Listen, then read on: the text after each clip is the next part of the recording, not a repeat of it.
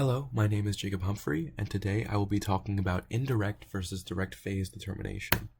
So first I'll talk about direct phase determination. This is when you have a material and you want to know what phases are inside of it, and you use experimental procedures to determine that.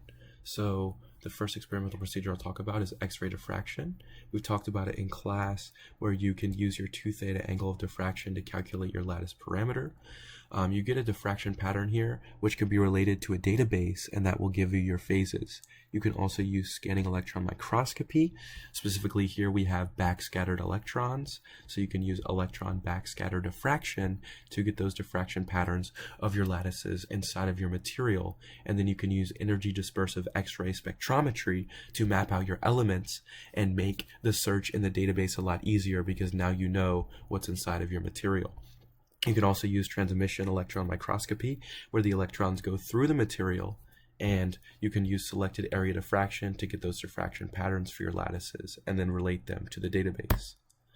For indirect phase determination, we're going to be looking at phase transformations. So for example, if you have material that cools down, it then freezes, where the energy that's being released is used to form bonds, and then it cools down again after the phase transformation.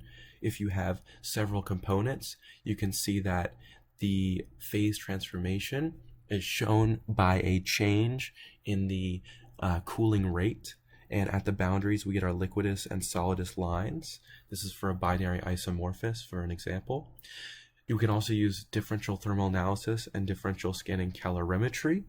DTA measures the difference in temperature between the sample and the reference, while DSC measures the energy required to keep the sample and the reference at the same temperature.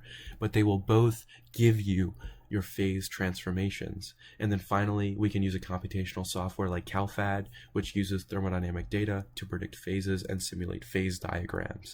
Thank you. Here are my references.